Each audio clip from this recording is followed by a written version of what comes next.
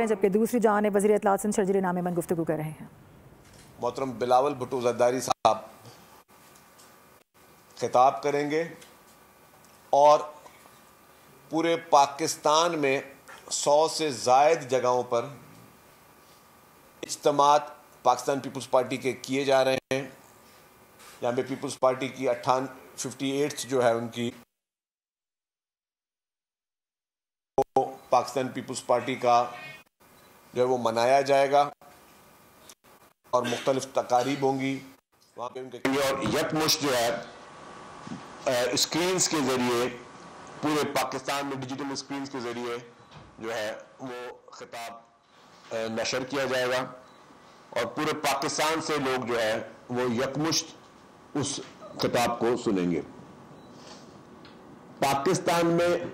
जो 58 साल कि मैंने कहा कि पाकिस्तान पीपल्स पार्टी को बने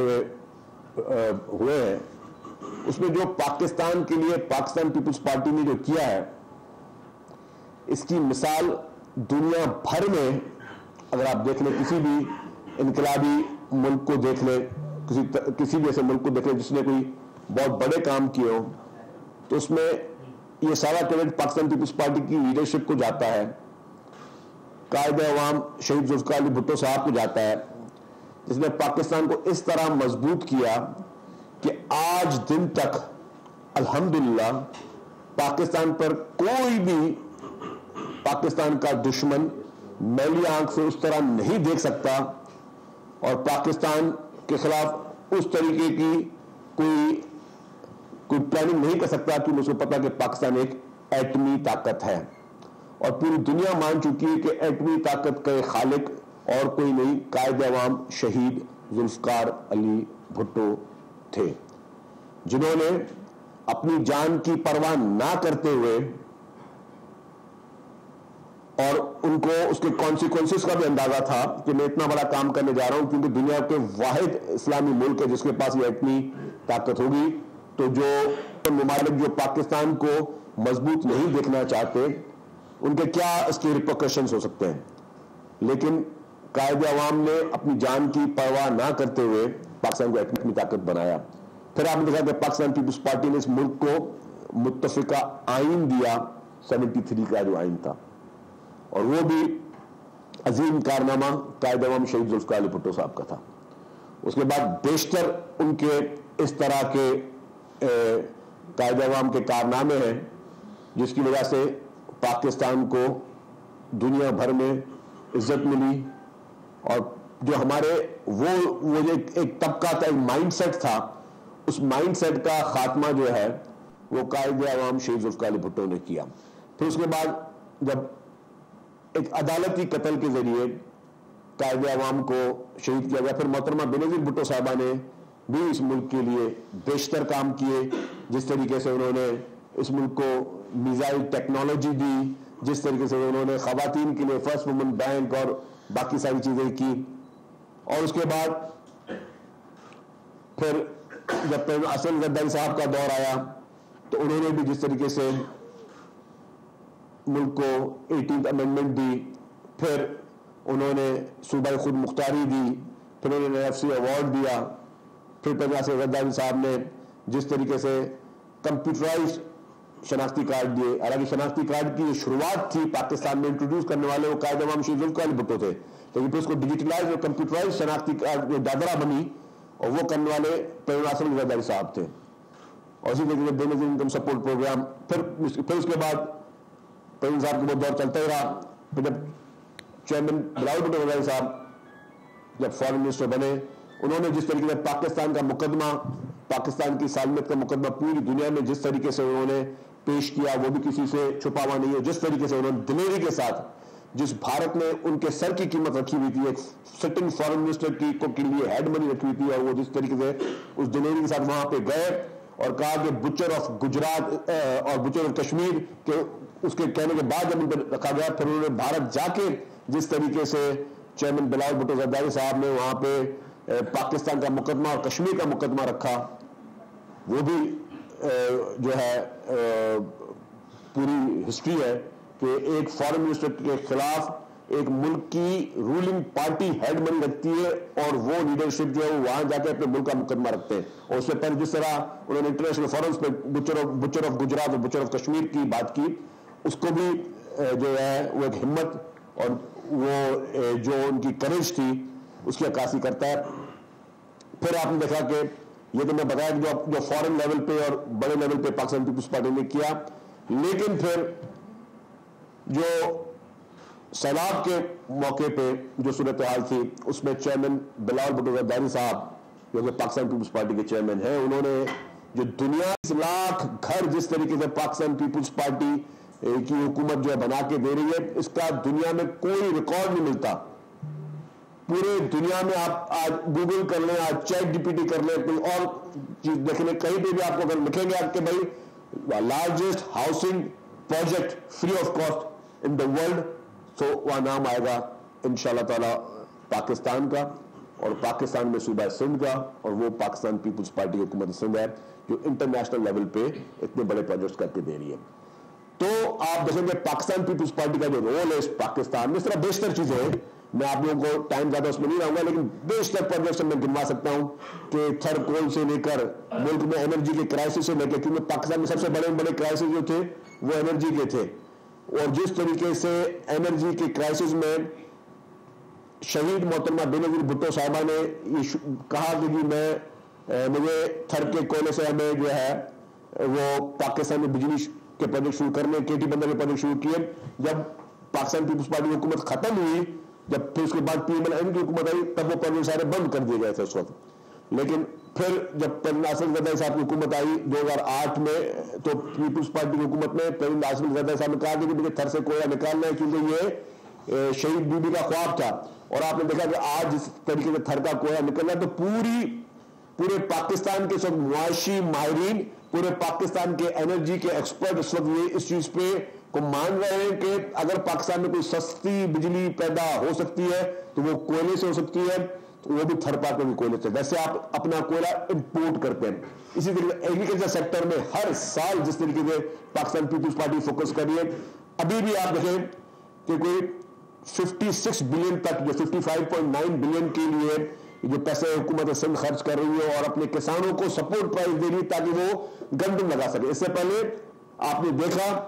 कि गंदम की शॉर्टेज हुई, लास्ट ईयर आपने कोई सपोर्ट नहीं दी और आपको इंपोर्ट करनी पड़ी। जब इंपोर्ट करें तो आप गैर मुल्की किसानों को सब्सिडी देने के लिए तैयार हैं। गैर मुल्की जो किसान है, जिन मुल्कों से आप खरीद रहे हैं गंदम, वहां के उनको आप सपोर्ट प्राइस देने के लिए तैयार है। अपने मुल्क के किसानों को और जो है फार्मर्स को आप सपोर्ट करने में तैयार नहीं है। ये कौन सी लॉजिक थी, ये कौन सा फॉर्मूला था, ये कौन सी अकल थी? तो वही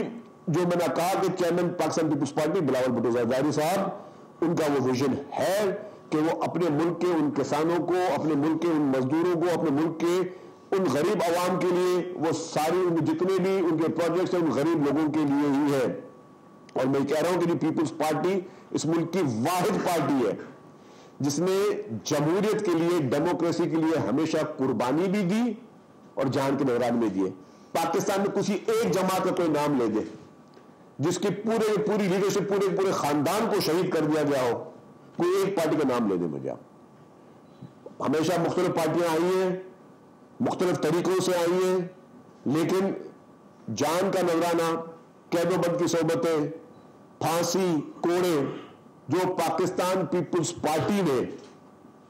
जिस तरीके से सहे हैं, जिस तरीके से पाकिस्तान पीपुल्स पार्टी ने हर मुश्किल वक्त में पाकिस्तान के लिए खड़े होकर, पाकिस्तान में जमहूरियत के लिए खड़े होकर जिस तरह कुर्बानी दी है, इस तरह की कुर्बानी मिसाल कहीं और नहीं मिलती।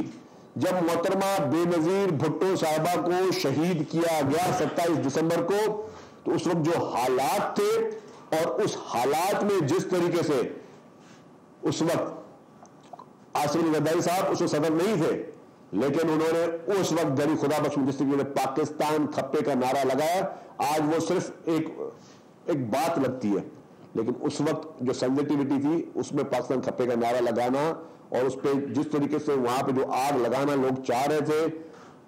उनको खामोश करवाना, ये बहुत बड़ा कमाल था उनका।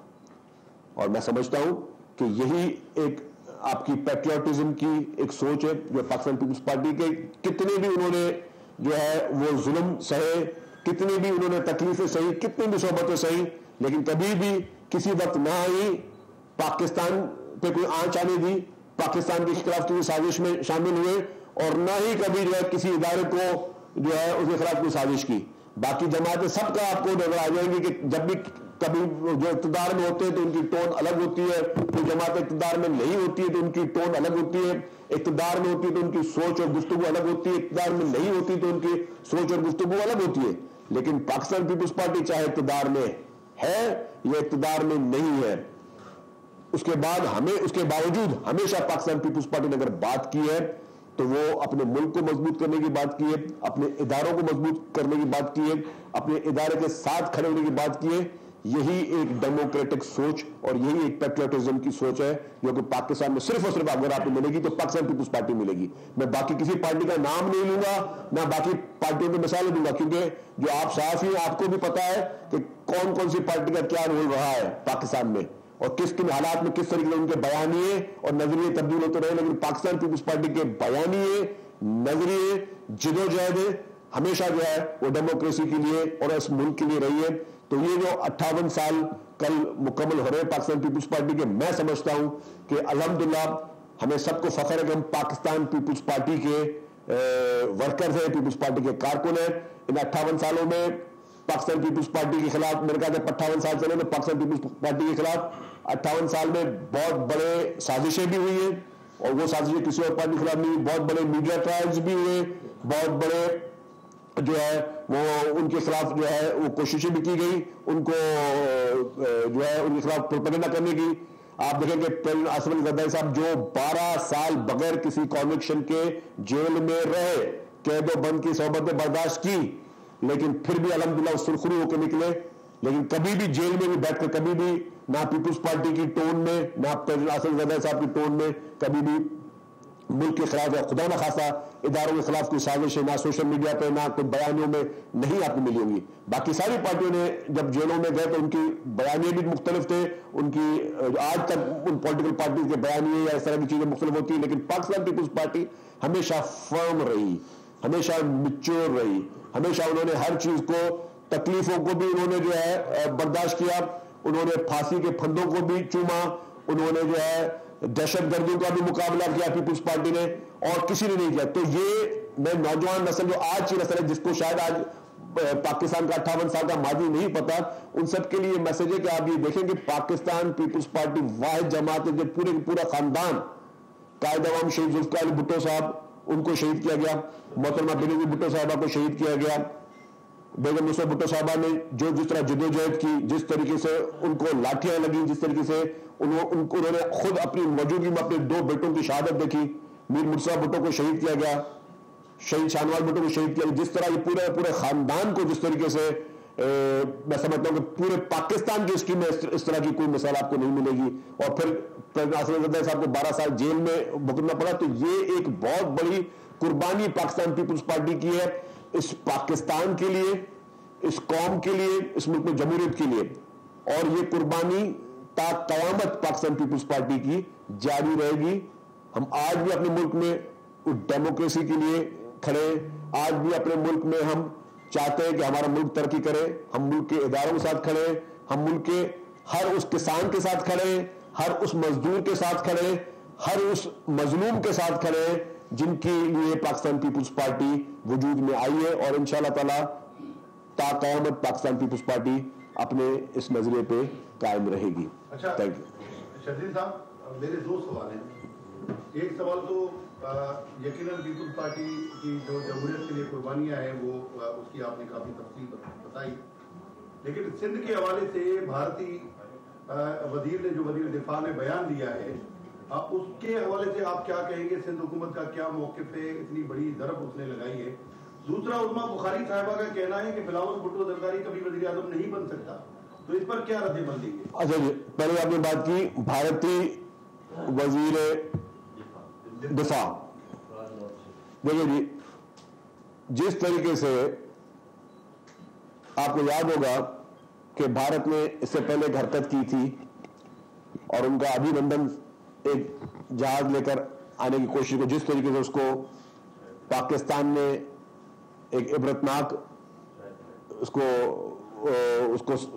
मिसाल दी कि भारत का जहाज गिराया गया और फिर इज्जत के साथ, एक बड़े मैच्योरिटी के साथ और बड़ा फराखदिली के साथ उसको इज्जत के साथ चाय पिला के वापस भेजा, जो भारतीयों के मुंह पे तमाचा था। इसे कहते हैं इखलाक की मार जो हमने उनको दी। फिर जब उन्होंने फिर दरअंदाजी की पहलगाम के बाद और पाकिस्तान पर इल्जाम लगाया, पाकिस्तान ने कहा, उस प्राइम मिनिस्टर शहबाज शरीफ साहब ने कहा कि जी हम उसकी हर इन्वेस्टिगेशन जो भी आप लोगों ने करनी है हम तैयार है। लेकिन फिर भी भारत को एक तकलीफ थी, भारत को एक जंगी जुनून था, एक तकब्बुर था। मैं थोड़ा वाज़ेह करूं, शायद ये बातें पहले ना हो, कि भारत की आप साइज देख लें, भारत की पॉपुलेशन देख लें, पाकिस्तान की साइज देख लें, पाकिस्तान की पॉपुलेशन देख लें, भारत के रिसोर्सेज देख लें, पाकिस्तान के रिसोर्सेज देख लें। रकबे के लिहाज से, आबादी के लिहाज से भारत एक बहुत बड़ा मुल्क है और वो अपने आप को कहलवाता है कि वो सुपर पावर है। पाकिस्तान उससे रकबे के हिसाब से, साइज के हिसाब से छोटा मुल्क है और पाकिस्तान जो है उसके एक अपने चैलेंजेस हैं। और पाकिस्तान में बहुत अरसे से जो है हम वो दहशतगर्दी के खिलाफ जंगें लड़ रहे हैं, जो कि भारत है और कोई मुल्क नहीं लड़ रहा। हमारे सारे रिसोर्सेज, हमारे जो कुर्बानियां हैं हमारे अफवाजों की, हमारे सोल्जर्स की, हमारे जवानों की, हमारी अवाम की, हमारे वकला की, हमारी पूरी सिविल सोसाइटी जिन्होंने बॉम्ब ब्लास्ट और दहशतगर्दी के ये वाकयात देखे, तो देखिए पाकिस्तान कितने सालों से जो है अफगान वॉर के बाद से पाकिस्तान कितने सालों से जो है इन चैलेंजेस को भी फेस कर रहा है। वो चैलेंजेस में आपने देखा कि मार्केटों में, बाजारों में समय जैसे ब्लास्ट होते, तो उन सारी चीज, और भारत को वो चैलेंजेस नहीं थे। इसके बावजूद जो मैंने डायनामिक्स दिए, जब भारत ने ये हरकत की, तो जिस तरीके से हमारी एयरफोर्स ने और हमारी फोर्सेस ने जिस तरीके से भारत को एक इबरतनाक शिकस्त दी है, तो इस वक्त भारत और उसकी पूरी हुकूमत वो शर्मसार है, वो किसी को मुंह दिखाने के काबिल नहीं है। वो कहीं पे दुनिया भर में उनको जग हंसाई हो रही है। जो अपने आप को सुपर पावर कहते थे वो लोग तो कहते हैं भाई तुम इतने बड़े सुपर पावर, तुमको तुम्हारा हशर किया गया पाकिस्तान ने, जिसे तुम्हारे राफेल जहाजों को जिस तरीके से गिराया गया, और मतलब इसके बाद और फिर इंटरनेशनली भी आप देखें कि भारत जो है वो आइसोलेशन में जा रहा है।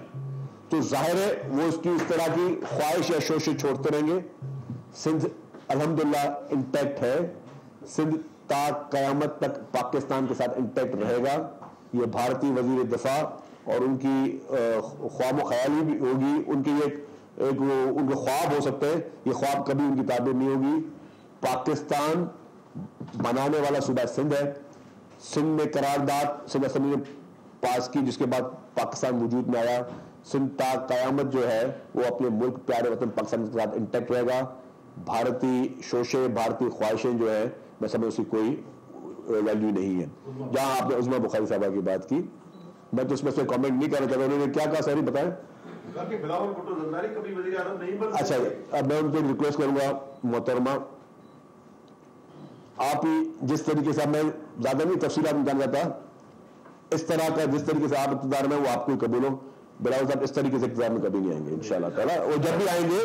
बिलावल साहब जब भी आएंगे इंशाअल्लाह ताला अवाम की सपोर्ट पे आएंगे,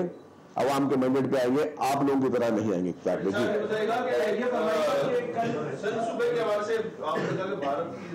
लेकिन एक मीडिया ग्रुप का मालिक आके यहाँ पे लाहौर से कराची यूनिवर्सिटी और दीगर उसमें बातें करता है, डिवीजन होनी चाहिए, अगर ये कराची ना मिले तो दुबई से आगे निकल जाएगा। लेकिन सियासी जमातों के बाद अब ये मीडिया मालिकान भी इस तरफ आ गए, किसका ये शोषा हो सकता है? और मतलब फिर भारत को तो छोड़े, अपने लोकल जो है वो भी अब बातें करने लगे हैं। सियासी जमातें जो कराची की थी, अब उसका जो हाल हो गया, मेरा क्या कहेंगे इस पे? तो रिपीट करिए इसको। मैं कह रहा हूँ कि एक मीडिया मालिक जो है चेयरमैन है महमूद, वो इधर आके उन्होंने प्रोग्राम किया है, शोशा जो है एक चैनल का मालिक फितने का सबब बन रहा है, मुल्क में तफरीक अच्छा मेरी बात है, आईने पाकिस्तान में हर चीज का इलाज मौजूद है।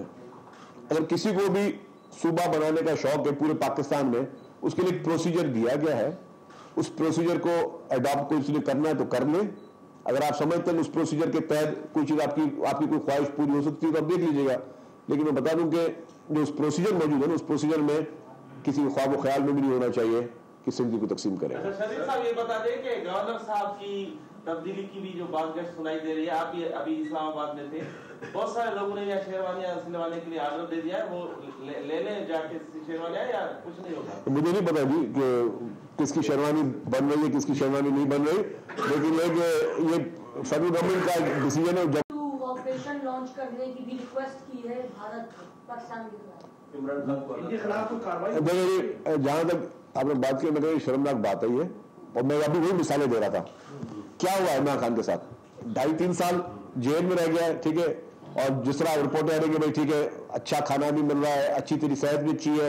उनकी जो फैमिली भी मिलके आ रही है, कह रही है बिल्कुल सेहतयाब है, बिल्कुल ठीक है, तो मीन्स तो कोई टॉर्चर तशद्दुद तो नहीं हो रहा ना। अगर आप इतनी से 2-2.5 साल के जेल में आप जो है, आपने पहले उनसे मुल्क के खिलाफ साजिशें करने शुरू हो गए, इदारों के खिलाफ साजिशें करने शुरू हो गए, सोशल मीडिया पे आपने कैंपेनिंग शुरू कर दी, आप मुख्तलिफ दुश्मन ममालिक के मीडिया को भी आप अपने लिए उनसे हेल्प भी मांग रहे हो। तो अगर आपकी सोच ये है तो फिर मैंने आपको कहा कि आपका कंपैरिजन नहीं है। और उसकी जगह मैंने पीपुल्स पार्टी की हिस्ट्री बता दी। जो पीपुल्स पार्टी के साथ हुआ, मैं आप तमाम साथियों से पूछता हूं, पाकिस्तान में कोई एक ऐसी जमात है? हमने अपने हीरोज को खो दिया, हमने पाकिस्तान के एसेट्स को खो दिया। शहीद जुल्फिकार अली भुट्टो पाकिस्तान का एसेट थे, एसेट। हमें आज भी जो लीडरशिप क्राइसिस की बात करते हैं, क्योंकि शहीद कायद-ए-आवाम शहीद जुल्फिकार अली भुट्टो साहब जैसा ज़हीन, काबिल, उस विजन वाला कोई भी शख्स मौजूद नहीं है जिसने इस्लामिक कॉन्फ्रेंस की, इस्लामिक कॉन्फ्रेंस में पूरी मुसलमान कौम को इकट्ठा किया। उस वक्त वो मुसलमान ममालिक की एक कॉमन करेंसी बनाना चाहते थे, जो कि आपको सिर्फ चंद लोगों की उसमें अशात में मिलेगी। वो पाकिस्तानियों के लिए, पूरे इस्लामिक ममालिक के लिए कॉमन करेंसी बनाना चाह रहे थे। जिस तरीके से आप देखिए दुनिया भर में काफी ममालिक ज्वाइंट करेंसी बना रहे थे, वो किसको खटकती थी? तो उन्होंने इंटरनेशनल ताकतों को चैलेंज करके अपने मुल्क को एटमी ताकत बनाया। लेकिन जितने भी जुल्म हुए, कभी भी उन्होंने इस तरह की चीजें पीपुल्स पार्टी के सामने नहीं सुनी होगी। यहाँ पे वो कहते हैं कि अभी नाखून भी नहीं टूटा और आपने जो है वो चिल्लाना शुरू किया और अपने मुल्क पे जो है आपने शुरू कर दी साजिशें। तो ये चीजें टोटली मैं समझता हूं कि ये गलत है। मैं मशवरा दूंगा पीटीआई के लोगों को कि आपको जो भी अपनी लड़ाइयां हैं वो अदालतों के जरिए लड़े, घर के अंदर की बातें घर के अंदर रखें, अपने इदारों को मुतनाज़ा ना बनाएं, अपने मुल्क को मुतनाज़ा ना बनाएं, इंटरनेशनल कुव्वतों से इस तरह की हेल्प ना लें, क्योंकि माजी में आप ले चुके हो, तो ये चीजें आप पे सूट नहीं करती। सर ये बताइएगा कि आईएमएफ की रिसेंट में रिपोर्ट आई, उसमें कहा गया है कि कुछ प्रोजेक्ट जो बनते हैं उनको जानबूझ के ताकीद की जाती है, मंसूबे की लागत बढ़ाने के लिए ब्यूरोक्रेसी और खुद सियासी, उन्होंने किसी सियासी जमात या किसी सियासी फर्द को नॉमिनेट किया, उन्होंने अपनी एक सर्वे रिपोर्ट में कहा कि चीजें जानबूझ के की जाती है। इस पर आप क्या कहेंगे? देखिए, उसमें कोई फ्लॉज सिस्टम में जरूर होंगे और इम्प्रूवमेंट की जरूरत हमेशा होती है। जो नए सूबे बनाने की बात कर रहे हैं, वो कह रहे हैं कि अगर कराची सूबा बनेगा ना तो दुबई से आगे निकलेगा, सिंगापुर से। तो मतलब ऐसा क्या ये सोच रहे हैं, क्या इनके दिमाग में? ये मैं समझता हूँ कि के करीब ही ये बोला। मैं आपको बताऊं